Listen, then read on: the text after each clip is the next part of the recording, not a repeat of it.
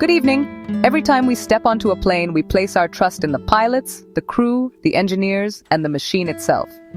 It's a trust that is overwhelmingly justified. Air travel remains, statistically, the safest way to travel long distances. Yet, when that trust is broken, the consequences are catastrophic, leaving scars on families, nations, and the entire aviation industry. These moments, these tragedies, force us to confront the terrifying fragility of it all. They demand answers, accountability, and change. Tonight, we're going to look back at some of the deadliest airliner crashes in history. We'll trace a timeline of disaster, from the infamous Tenerife runway collision in 1977 to a recent devastating crash in India. We will explore the complex web of causes, from mechanical failures and design flaws to human error and miscommunication. It's a difficult subject, but one we must examine. Through understanding these events, we don't just remember the lives lost, we also uncover the critical lessons learned. Each investigation, each black box recording, each piece of wreckage has a story to tell.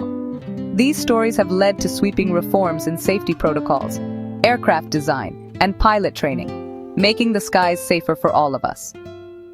This is a journey through tragedy, but it's also a story of resilience and the relentless pursuit of safety.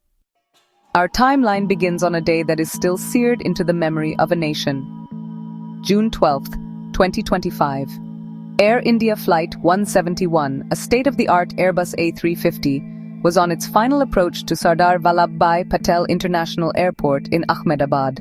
The flight, originating from London, was filled with families returning home, business travelers, and tourists.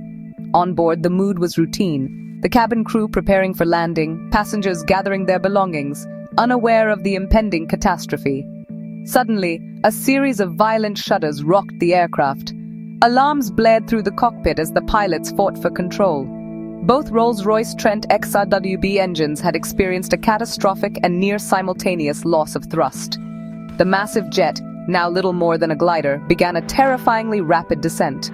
The pilots, displaying incredible skill under unimaginable pressure, tried desperately to guide the crippled plane toward the runway, but they were running out of altitude and out of time. The aircraft ultimately slammed into a semi-urban area just short of the runway, erupting into a massive fireball upon impact. The devastation was absolute. Of the 349 souls on board, 333 passengers and 16 crew members, only one, a young university student seated in the reinforced tail section, miraculously survived, though with life-altering injuries. The crash sent shockwaves not just through India, but across the global aviation community. The immediate aftermath was a scene of chaos and grief. First responders navigated the inferno, a heroic but largely futile effort. The investigation began almost immediately, with teams from India's DGCA, France's BEA, and Airbus converging on the site. The focus was sharp and immediate. How could two of the world's most reliable engines fail at the exact same moment? The black boxes, recovered from the smoldering wreckage, held the key.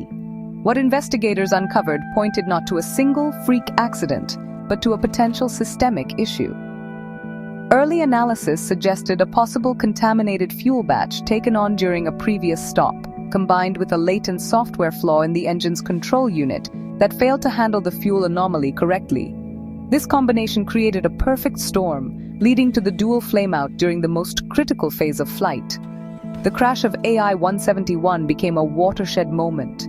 It raised profound questions about fuel quality control standards, the complexity of modern engine software, and the protocols for handling such catastrophic dual-engine failures.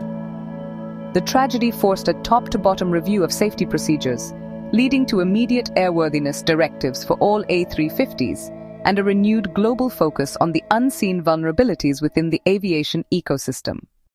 Just 6 months earlier, on December 29, 2024, another tragedy had shaken the aviation world, this time in South Korea. Jeju Air Flight 737 was making its approach to Muan International Airport in the country's southwest. The flight was a routine domestic hop, carrying 193 passengers and crew. The weather was challenging, with reports of low visibility and gusting crosswinds, conditions that test the skills of any flight crew, but are not typically considered insurmountable for modern airliners. As the Boeing 737-800 descended through the clouds, something went terribly wrong. The aircraft was reportedly unstable on its approach, and air traffic controllers lost contact moments before it was scheduled to touch down. Eyewitnesses on the ground reported hearing the roar of the engines followed by a sickening thud and the flash of an explosion. The plane had crashed short of the runway, breaking apart on impact and catching fire. The scene that greeted first responders was one of utter devastation. The wreckage was strewn across a wide area, testament to the violence of the impact. The rescue effort was hampered by the poor weather that had contributed to the crash and the intensity of the post-crash fire. In the end, the grim toll was confirmed. 188 of the 193 people on board had perished, making it the deadliest aviation accident in South Korea in over 2 decades. The investigation, led by the Korea Aviation and Railway Accident Investigation Board, immediately focused on the confluence of factors: the severe weather, the actions of the flight crew, and the performance of the aircraft itself. The flight data and cockpit voice recorders were quickly recovered and became the centerpiece of a painstaking effort to reconstruct the flight's final fatal minutes. The findings painted a troubling picture of a destabilized approach. The crew, possibly battling fatigue and struggling with the intense crosswinds, may have deviated from standard operating procedures in an attempt to salvage the landing, rather than initiating a go-around, a standard safety maneuver to abort a risky landing and try again. This concept of plan continuation bias, the cognitive trap of sticking to the original plan even when circumstances have dangerously changed, became a central theme of the investigation. The Muan airport disaster served as a stark and tragic reminder of the critical importance of crew resource management and adherence to stabilized approach criteria, especially in adverse weather. It prompted a nationwide review of pilot training protocols in South Korea, with a renewed emphasis on decision-making under pressure and empowering co-pilots to challenge a captain's unsafe actions. The 188 lives lost became a catalyst for change, ensuring that future crews would be better equipped to handle the very conditions that doomed Jeju Air Flight 737. We now go back to October 29, 2018. Lion Air Flight 610, a nearly brand-new Boeing 737 MAX 8, took off from Jakarta, Indonesia. On board were 189 people, beginning what should have been a short 1-hour flight. But just 13 minutes after takeoff, the plane plunged into the Java Sea at tremendous speed. There were no survivors. The sudden, violent end to this flight baffled investigators. How could a new plane, flown by an experienced crew, simply fall out of the sky? The answer lay hidden deep within the aircraft's software, in a system the pilots didn't even know existed. The investigation, piecing together data from the flight recorder, uncovered a terrifying sequence of events.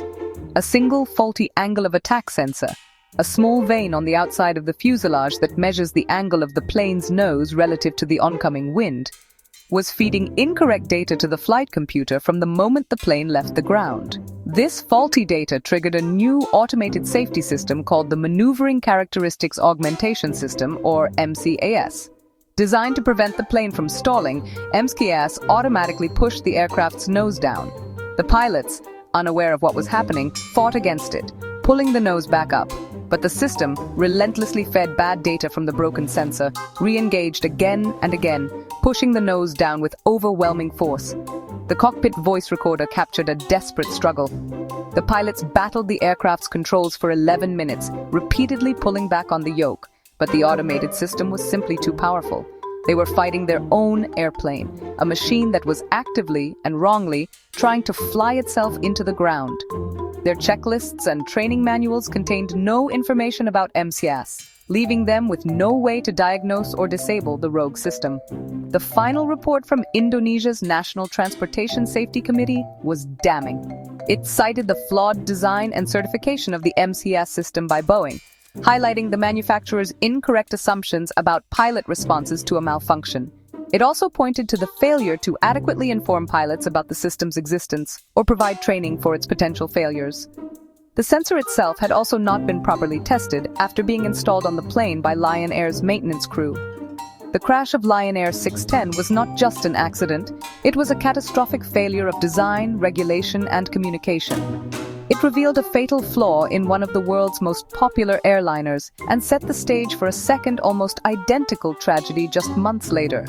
The 189 lives lost in the Java Sea became the first devastating warning that something was fundamentally wrong with the Boeing 737 MAX.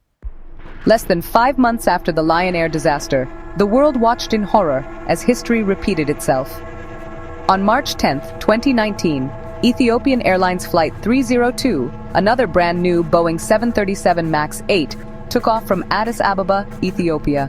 It was bound for Nairobi, Kenya, carrying 157 people from 35 different countries, including aid workers, diplomats, and academics. 6 minutes after takeoff, it crashed, leaving a massive crater in a field and, sadly, no survivors. The similarities to the Lion Air crash were immediate and, honestly, pretty chilling. A new 737 MAX, a crash shortly after takeoff, and a flight path showing really erratic changes in altitude. For the global aviation community, a horrifying suspicion began to crystallize. This wasn't a coincidence. The preliminary data recovered from the flight recorders confirmed their worst fears. Just like Lion Air 610, a faulty angle of attack sensor had triggered the MCAS system.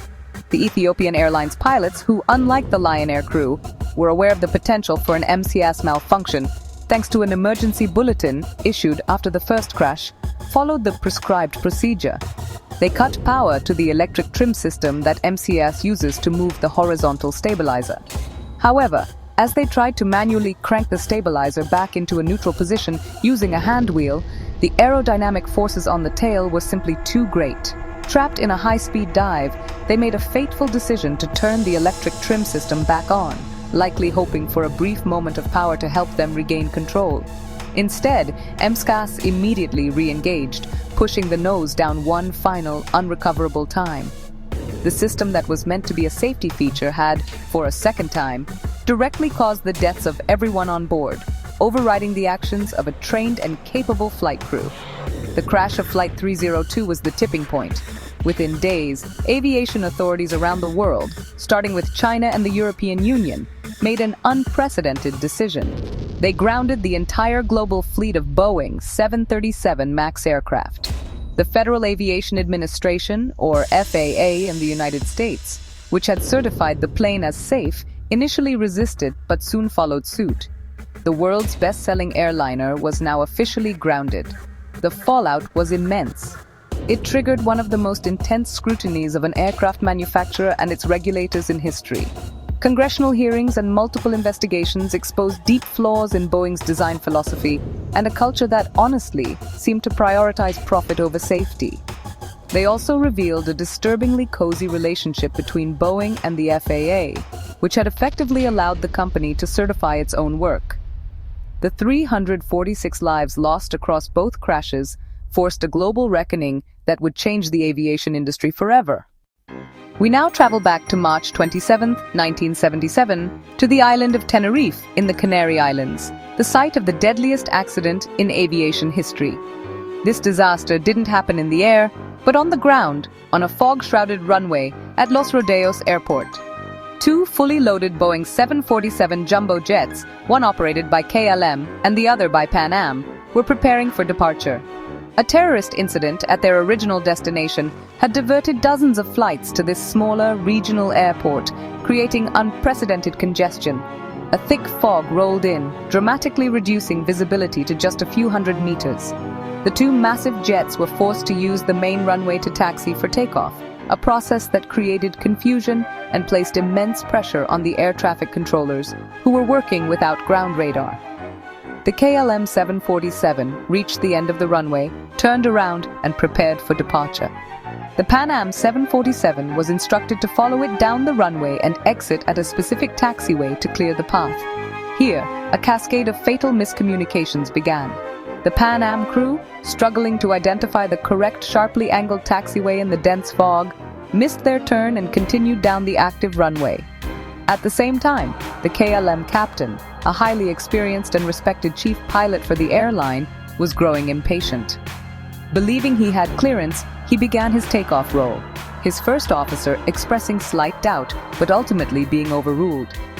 The KLM pilot transmitted, "We are at takeoff," but this was likely interpreted by the tower as a statement of position, not of action. Simultaneously, the Pan Am crew radioed, "We're still taxiing down the runway." Crucially, these two transmissions occurred at the same time, creating a screeching interference on the frequency. The air traffic controller only heard the end of the Pan Am message and told them to report when the runway was clear, but the critical warning never reached the KLM cockpit. Through the fog, the Pan Am crew suddenly saw the landing lights of the KLM 747 hurtling towards them. The Pan Am pilot desperately shoved the throttles forward, trying to swerve off the runway. The KLM pilot, seeing the other jumbo jet appear out of the mist, pulled back sharply on the yoke in a desperate attempt to climb over it. He almost made it. The nose and landing gear cleared the Pan Am jet, but the lower fuselage and engine sliced through the top of the Pan Am's cabin. The impact was catastrophic. The KLM 747, loaded with fuel, stalled and crashed back onto the runway, sliding for hundreds of yards in a massive fireball. All 248 people on board were killed. The Pan Am jet was demolished, catching fire immediately. While 61 people, including the pilots, managed to survive, 335 others perished. In total, 583 lives were lost.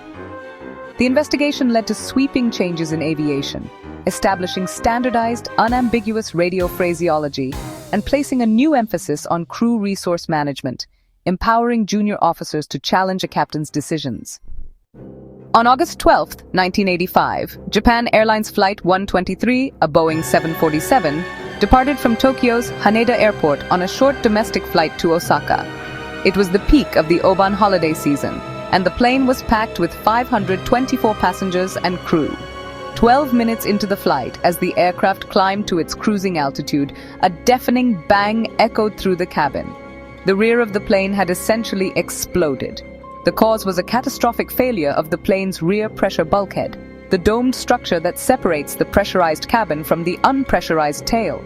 The sudden rush of air from the cabin blew off a large portion of the vertical stabilizer, the plane's tail fin, and severed all 4 of the hydraulic lines that ran through it. Without hydraulic fluid, the pilots had no way to move the plane's control surfaces. The rudder, elevators, and ailerons, they had lost all control. What followed was a testament to the immense skill and courage of the flight crew.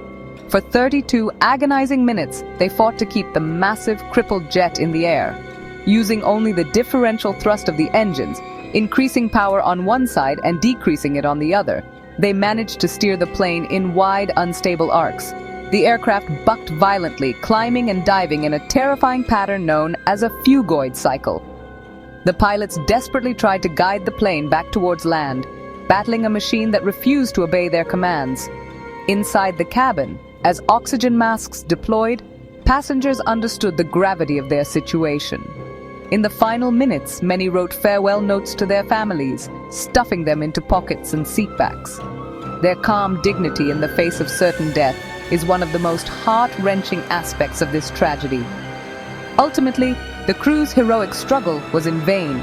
The uncontrollable 747 clipped a mountain ridge before crashing into the slopes of Mount Takamagahara.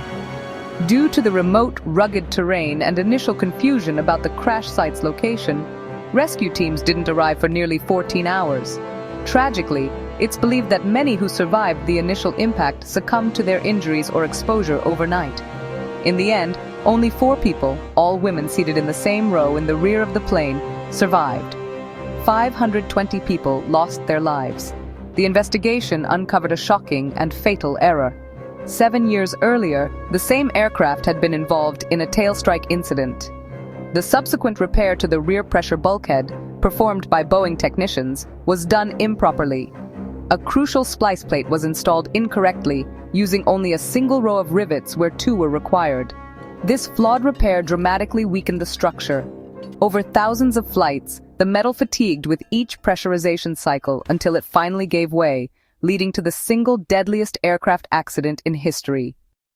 On November 12, 1996, the skies over the small town of Charkhi, Dadri, India, became the scene of the world's deadliest mid-air collision. Saudi Arabian Airlines Flight 763, a Boeing 747, had just taken off from New Delhi, climbing on its westward route to Dhahran. At the same time, Kazakhstan Airlines Flight 1907, an Ilyushin Il-76 cargo plane, was descending on its approach to the same airport from the east. Their flight paths were set to intersect. The air traffic controller in New Delhi, working with outdated secondary surveillance radar that only showed aircraft positions without their altitude, gave clear instructions. The Kazakh plane was cleared to descend to and maintain 15,000 feet. The Saudi 747 was cleared to climb to and maintain 14,000 feet. This would provide a standard 1,000-foot vertical separation, a crucial safety margin. The controller saw the two planes approaching each other on his screen, but trusted that they were at their assigned safe altitudes. Tragically, that trust was misplaced. The Kazakh flight crew, for reasons that remain debated, but likely include a combination of poor English language proficiency, lack of familiarity with feet-based altitude measurements. They were used to meters, and possible instrument interpretation errors failed to level off at 15,000 feet. Instead, they continued their descent, sinking directly into the path of the ascending Saudi jet. The pilot of the Saudi 747 saw the massive Ilyushin appear out of the haze directly in front of him. There was no time to react. The tail of the Kazakh plane sliced through the left wing of the 747, shearing it off completely. The crippled jumbo jet immediately went into a fatal spiral, disintegrating in mid-air before crashing into a field. The Ilyushin Il-76 also lost control and plunged to the earth. The collision was absolute. There were no survivors. All 312 people on the Saudi flight and all 37 on the Kazakh flight were killed for a total of 349 victims. The wreckage was strewn over miles, a horrifying testament to the violence of the impact. The investigation, aided by the flight data recorders, quickly confirmed that the Kazakh plane was nearly 1,000 feet below its assigned altitude at the moment of impact. The Charkhi Dadri disaster sent shockwaves through the global aviation community and served as a brutal wake-up call for India's aviation infrastructure.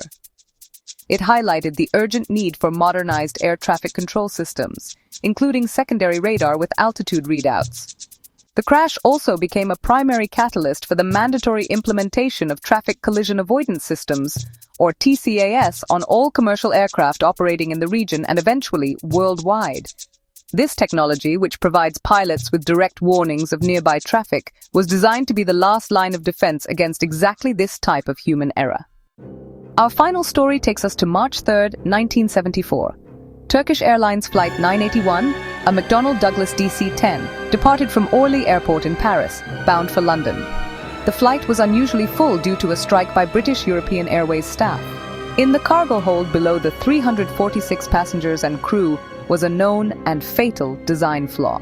This flaw had nearly caused a disaster 2 years prior, but the lessons from that incident had not been fully learned. Just minutes after takeoff, as the plane climbed through 11,000 feet over the forest of Ermenonville, a loud bang was heard and the cabin floor buckled. The rear cargo door on the left side of the aircraft had blown out. The design of the door's locking mechanism was inherently weak. It was possible for the external handle to be forced closed without the locking pins fully engaging, giving a false impression that it was secure. When the door blew out, the rapid and violent change in air pressure, known as explosive decompression, caused a section of the cabin floor directly above it to collapse. This was the critical design failure. The control cables for the elevators and rudder, the primary means of controlling the aircraft's pitch and direction, ran directly through this section of the floor. When the floor collapsed, those vital cables were severed. The pilots of Flight 981 instantly lost all ability to control the aircraft's climb, descent, or direction. The cockpit voice recorder captured the sounds of the explosion, followed by the pilot's frantic and futile attempts to regain control. The massive DC-10, now completely uncommanded, pitched over into a steep, high-speed dive. 77 seconds after the cargo door failed, the plane slammed into the forest at nearly 500 miles per hour. The impact was so violent that the aircraft completely disintegrated. The rescue teams that arrived on the scene found an almost unrecognizable field of debris. All 346 people on board were killed instantly. At the time, it was the deadliest plane crash in history. The investigation quickly identified the cause, as the cargo door was found miles from the main wreckage, largely intact. The tragedy was that this was preventable. In 1972, an American Airlines DC-10 experienced an almost identical cargo door failure over Windsor, Ontario. The crew managed to land safely only because not all the control cables were severed. In the aftermath, the NTSB recommended mandatory modifications to the door design. The FAA, however, issued a less stringent airworthiness directive, and a complete fix was not implemented across the entire DC-10 fleet. The failure to heed that first clear warning directly led to the 346 deaths of Flight 981, a catastrophic failure of both design and regulation. The stories we've shared tonight are harrowing. They represent the darkest moments in aviation, moments when systems, both human and mechanical, failed with the most devastating consequences imaginable. From the fog on Tenerife to the flawed software of the 737 MAX, each crash is a complex tale of cause and effect. It's easy, after hearing these accounts, to feel a sense of unease about air travel, but it's crucial to see the other side of this story. These tragedies, as horrific as they are, were not in vain. They are the primary catalysts for the incredible safety record that modern aviation now holds. The 583 lives lost at Tenerife led to a revolution in cockpit communication. The 520 victims of JL-123 forced a global re-evaluation of aircraft maintenance and repair standards. The 346 souls lost on the two 737 MAX flights triggered an unprecedented overhaul of aircraft certification and regulatory oversight. Each disaster forced the industry to confront its vulnerabilities and to build stronger, safer systems. While we can never bring back the lives that were lost, we can honor their memory by understanding the lessons they taught us. The pursuit of safety is a relentless, ongoing process, built upon the painful knowledge gained from these events. The sky is safe today because of the price paid by those aboard these flights. If there's a specific crash or investigation you'd like us to explore in a future deep dive, please let us know in the comments below. Thank you for watching.